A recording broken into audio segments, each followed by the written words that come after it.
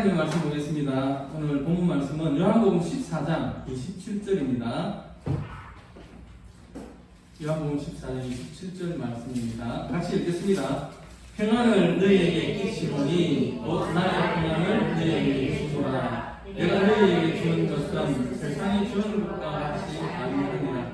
너희 마음에 근심하지도 말고 두려워하지도 말라. 아멘. 평안하라라는 제목으로 이 시간 함께 은혜 나누기를 원합니다. 로마서 5장 12절에 보면 이런 말씀이 있습니다. 한 사람으로 말미암아서 죄가 세상에 들어오고 죄로 말미암아서 사망이 왔나니 이와 같이 모든 사람이 죄를 지었으므로 사망이 모든 사람에게 이르렀느니라. 여기서 말씀하는 한 사람은 아담이죠. 예. 아담 한 사람으로 말미암아서 세상에 죄가 들어오고 죄로 말미암아서 모든 사람이 사망에 이르게 되었습니다. 그런데 아담이 죄를 범함으로 말미암아서 이 세상에 죄가 들어왔는데 죄만 들어온 것이 아니고 하나님께서 아담에게 준 모든 권위와 모든 영광을 마귀에게 그냥 다 갖다 바친 그런 꼴이 되어버렸습니다. 왜냐하면 진자는 이긴 자의 종이 되기 때문에 진자의 모든 것은 누가 가집니까? 이긴 자가 다 가지기 때문에 그렇습니다. 그래서 누가복음 4장 5절과 6절에 보면 마귀가 예수님을 시험하는 장면이 나오죠. 거기 보면은 마귀가 이런 말을 합니다. 네가 나에게 경배만 하면은 만국의 모든 권위와 영광을 너에게 주겠다. 이것은 내게 넘겨준 것인데 그렇게 이야기합니다. 우리 한번 볼까요? 누가복음 4장 5절과 6절 말씀입니다. 같이 보겠습니다. 마귀가 또 예수를 이끌고 올라가서 순식간에 천하만국을 보이며 이르되 이 모든 권위와 그 영광을 내가 내게 주리라. 이것은 내게 넘겨주는 것이므로 내가 원하는 자에게 주노라. 누가 넘겨줬다는 겁니까? 아담이 죄를 범함으로 아담이 누리고 있던 모든 그 권위와 영광을 마귀에게 다 갖다 바쳐 버리게 된 것입니다. 그래서 지금의 이 세상은 마귀의 지배를 받고 있고 인간들은 평안을 누리기보다는 끝없는 탐욕과 약육강식의 사투 속에서 살아가고 있는 것입니다. 오늘 본문 말씀 한 번 더 보겠습니다. 오늘 본문 말씀 평안을 너희에게 끼치노니 곧 나의 평안을 너희에게 주노라. 내가 너희에게 주는 것은 세상이 주는 것과 같이 아니하니라. 너희는 마음에 근심하지도 말고 두려워하지도 말라. 이 세상은 비록 평안할 수 없고 인류 역사 이래 죄악과 탐욕과 폭풍 속에 휩쓸려서 살인적인 경쟁 속에서 살아가지만 하나님은 예수님을 믿는 자기 백성들을 향해서 나의 평안을 너희에게 주노라 라고 말씀을 하고 있습니다. 이 평안은 세상이 주는 환경적인 그런 조건의 평안이 아닙니다. 주님이 주시는 참 평안입니다. 마태복음 8장 23절에 보면은 예수님과 제자들이 배를 타고 갑니다. 배를 타고 가는데 갑자기 큰 풍랑이 일어나죠. 이 풍랑이 얼마나 크냐, 얼마나 어마어마하게 크냐면 우리가 다 죽게 되었다. 제자들이 그렇게 이야기할 정도로 아주 큰 풍랑이었습니다. 그런데 예수님은 어떻게 하고 있었습니까? 주무시고 있었죠. 예수님은 주무시고 있었습니다. 예수님이니까 당연히 환경의 지배를 받지 않겠지 그렇게 말씀을 하실 수가 있는데 사도행전 12장에 보면은 또 한 사건이 나오죠. 헤롯 왕이 교회를 비방하기 시작합니다. 그래가지고 야고보가 순교를 합니다. 야고보를 잡아다가 죽이고 나니까 사람들이 너무 좋아하는 거예요. 전체적으로 너무 인기가 많아지는 거예요. 그러니까 헤롯이 또 베드로를 잡죠. 베드로를 잡아가지고 감옥에 가둡니다. 내일이면 베드로는 이제 사형을 당하게 됩니다. 그런데 베드로가 그날 밤에 잠을 자고 있었는데 깊은 잠을 잤다. 그렇게 성경은 기록을 하고 있습니다. 여러분 같으면 내일 아침에 내가 사형을 당할 건데 잠이 오겠습니까?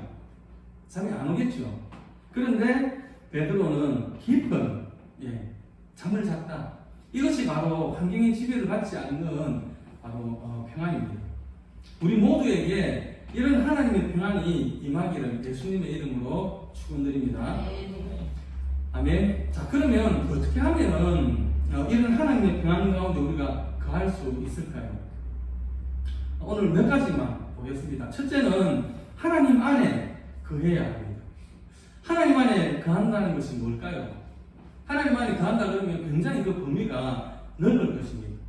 그래서 오늘은 그냥 하나님 안에 거한다는 그 의미를 조금 축소를 해가지고 말씀 안에 거하는 것이다 이렇게 하겠습니다.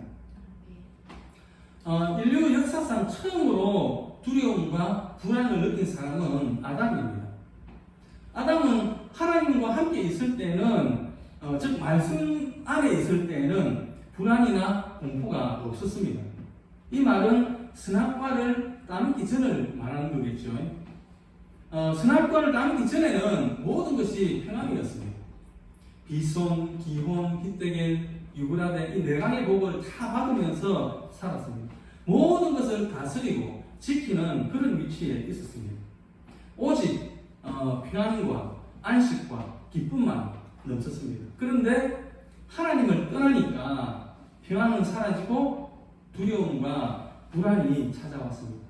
창세기 3장 9절과 10절 우리 같이 한번 보겠습니다. 여호와 하나님이 아담을 부르시며 그에게 이르시되 네가 어디 있느냐 이르되 내가 동산에서 하나님의 소리를 듣고 내가 벗었으므로 두려워하여 숨었나이다. 아담이 하나님의 음성을 듣고는 두려워서 숨었습니다. 하나님의 음성은 말씀은 빛이지요. 우리를 다 비춥니다. 우리의 모습이 낱낱이 드러납니다. 그러니까 아담이 벗었다는 것, 자기가 벗고 있다는 것을 이제 알게 됐습니다. 바로 선악과를 따먹은 결과지요. 말씀을 벗어나면 두렵기 마련입니다.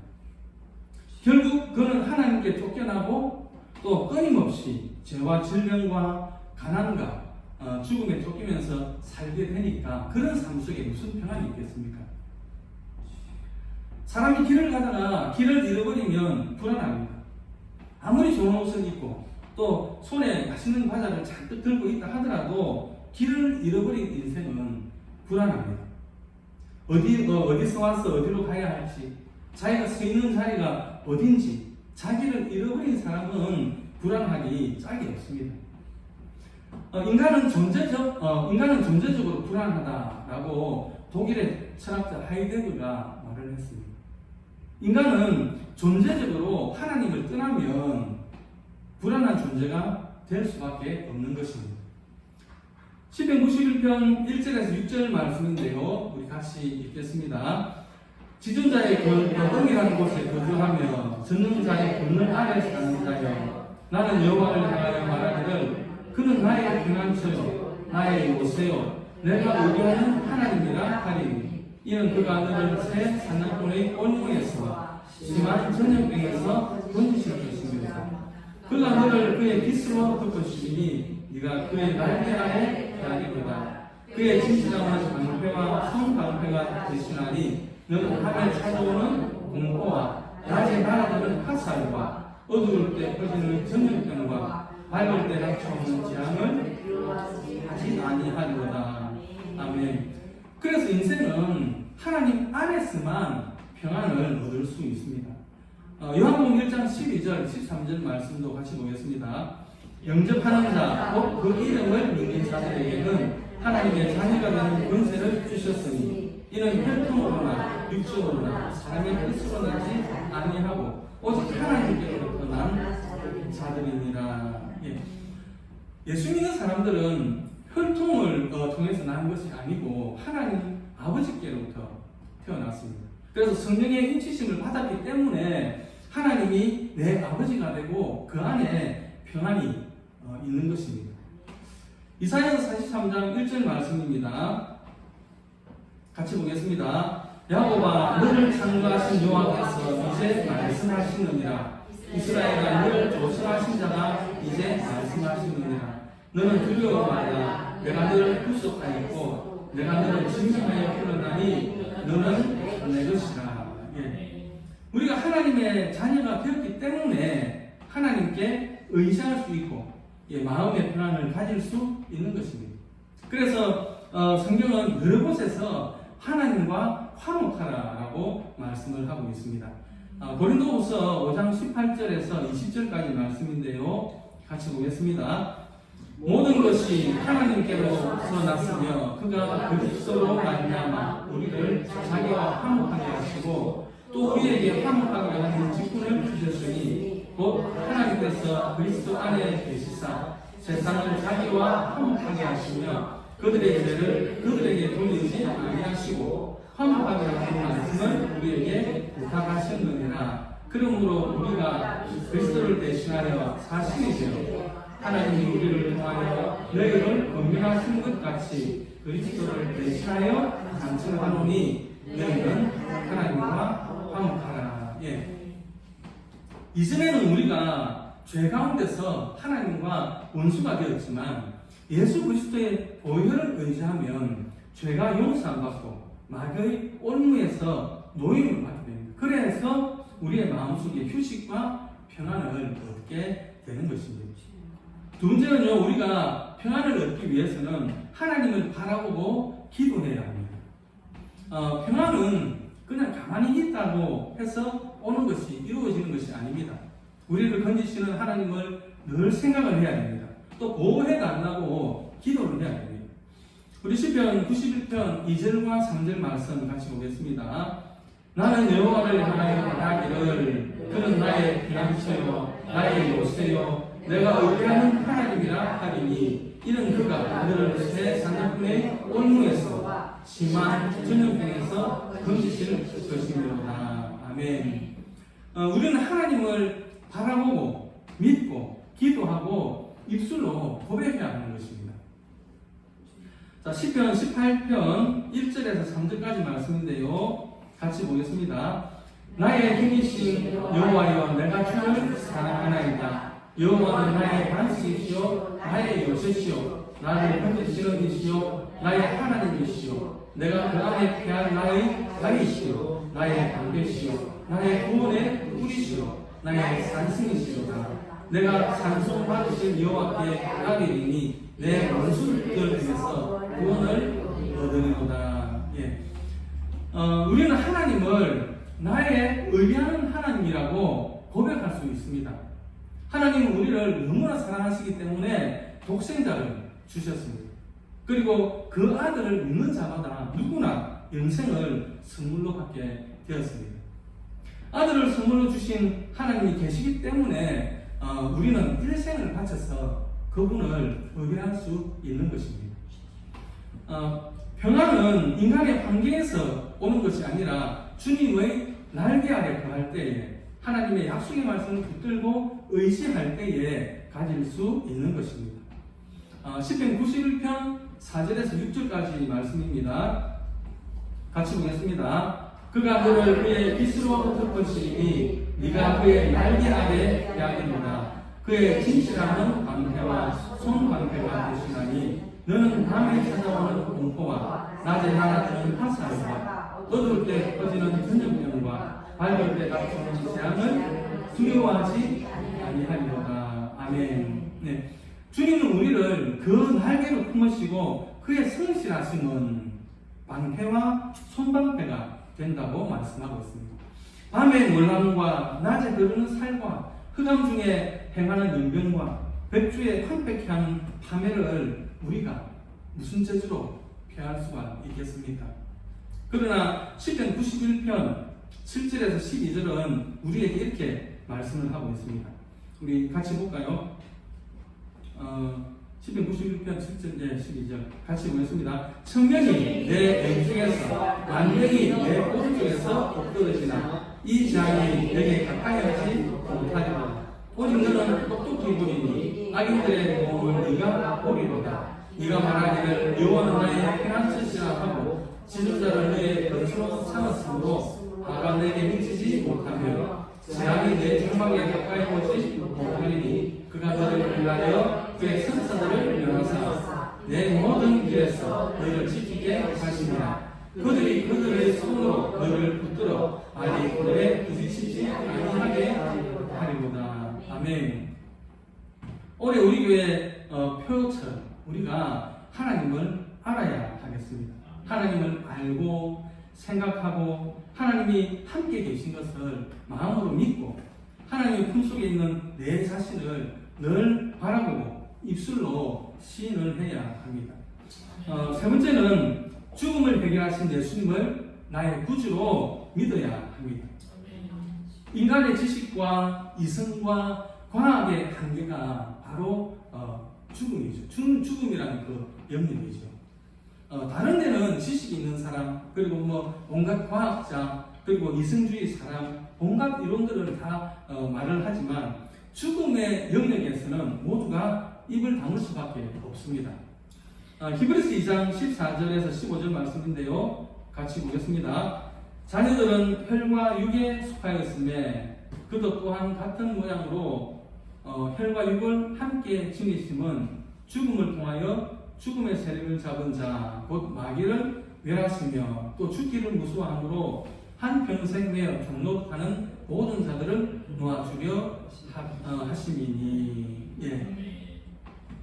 인생들이 혈육에 속해서 죽기를 두려워하니까 이 죽음의 공포에서 해방시켜주기 위해서 하나님의 아들이 직접 우리들과 같이 육체를 입고 와서 사망의 세력을 잡고 마귀와 죽음을 멸하시고 우리를 사망에서 해방시켜 주셨다는 것입니다. 그러므로 이 죽음의 문제는 전적으로 하나님의 영역이요 하나님께서 해결하시는데 죽음에 대한 대답은 예수님이 확실하게 주셨습니다. 누가복음 8장 41절에 보면은 회당장인 야이로의 딸이 죽었을 때에 예수님께서 그 아이의 손을 잡고 다니다붐 하시며 죽었던 딸을 살려냈습니다.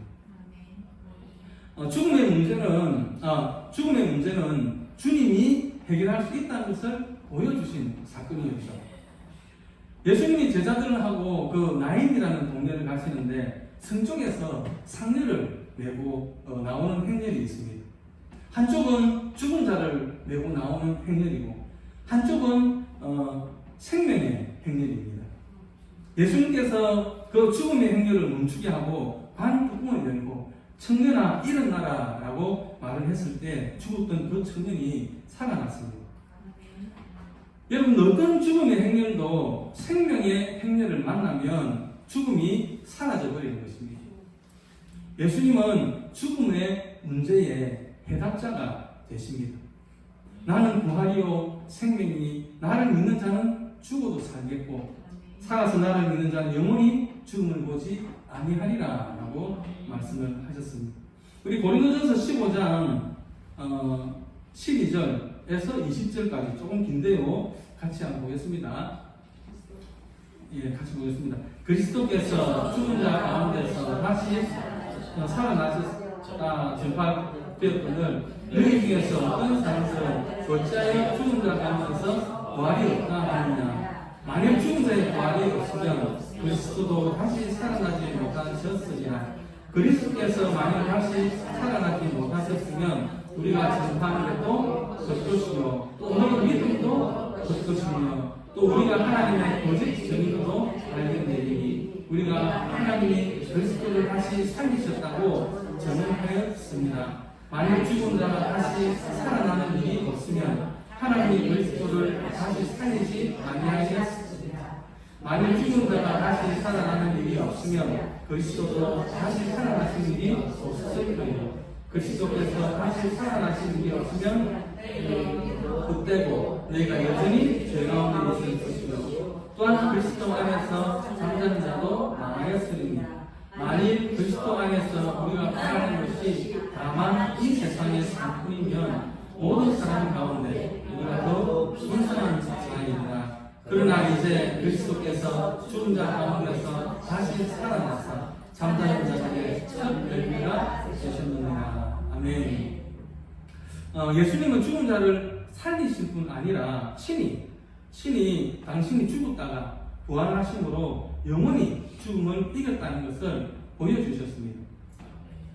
또 누구든지 저를 믿으면 멸망하지 않고 영생을 얻으리라고 말씀을 하셨습니다. 그래서 이제 우리는 근심할 필요가 없는 것입니다. 요한복음 14장 1절부터 3절까지 말씀인데요. 같이 보겠습니다.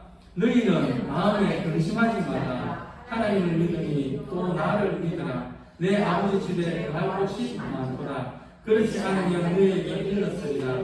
내가 너희를 위하여 거처를 예비하러 가노니 가서 너희를 위하여 거처를 예비하면 내가 다시 와서 너희를 내게로 영접하여 나 있는 곳에 너희도 있게 하리라. 아멘. 죽음의 문제는 예수 그리스도 안에서 하나님이 영원히 해결하셨습니다. 안개와 구름을 헤쳐버리듯이 죽음의 문제를 1도 양당에서 해결해 버렸습니다. 무슨 수양이나 도둑으로 하는 것이 아닙니다. 예수님이 친히 육체를 입고 오셔서 죽음을 잡고 있는 마귀를 없애버리시고 광명한 생명의 길을 보여주신 것입니다. 이 세상에 사는 사람들은 전체적으로 불안합니다. 한 가지의 불안이 사라지면 또 다른 그 불안의 일들이 꼬리를 물고 다가옵니다. 불안이 없는 세상은 없습니다. 불안한 마음이 다가올 때에 그 불안한 마음을 주님께 맡겨버리고 우리는 주님의 품에 안겨야 합니다. 이사야서 41장 10절 말씀입니다. 같이 보겠습니다. 두려워하지 말라. 내가 너와 함께 함이라. 놀라지 말라. 나는 내 하나님이 됩니다. 내가 너를 굳세게 하리라. 참으로 너를 도와주리라. 참으로 나의 의로운 오른손으로 너를 붙들리라. 아멘. 여러분, 한 주간도 마음을 강하게 하시고 담대히 하십시오. 하나님의 의로운 손이 여러분들을 붙들고 계신 것을 믿으심으로 하나님의 평안이 여러분들이 가정에, 여러분들이 산업에, 또 여러분들이 자녀들이 나가는 그 인생의 흐름 위에 충만하게 임하시기를 예수님의 이름으로 축원드립니다. 아멘. 기도하겠습니다. 하나님 아버지 은혜를